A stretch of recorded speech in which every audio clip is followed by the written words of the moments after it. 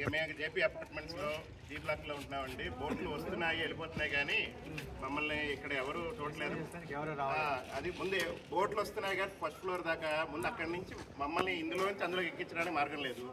పిల్లల్ని వృద్ధుల్ని తీసుకెళ్తా ఉంటున్నారు. ఆ ప్రైవేట్ బోట్లు వస్తున్నాయి, ఒక్కొక్కళ్ళకి 2000 అడుగుతున్నారు. ఈ టైంలోనండి వ్యాపారం మీరైనా అన్ని చేస్తున్నాం అంటున్నారు. మాకైనా ఇక్కడ నీళ్లు లేవు, పాలు లేవు, చంటి పిల్లలు ఉన్నారు. చూడండి అదిగోండి చంటి పిల్లలు ఉన్నారు.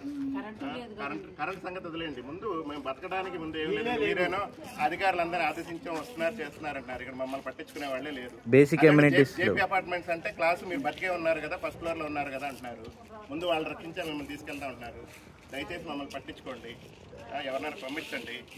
ముందు పంపించిన ముందు మా అపార్ట్మెంట్లోంచి మమ్మల్ని బోట్లోకి ఎక్కించే మార్గం లేదు. వృద్ధులు ఉన్నారు, నడవలేని వాళ్ళు ఉన్నారు, పిల్లలు ఉన్నారు.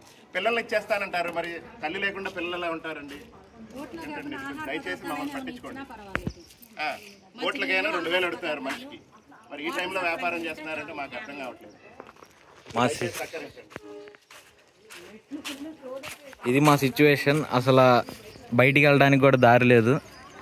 సెల్లారంతా నిండిపోయింది, చుట్టుపక్కల మొత్తం నీళ్ళు ఆవరించాయి మమ్మల్ని. ఎవరో ఒకళ్ళు హెల్ప్ కావాల్సిందిగా కోరుతున్నాం.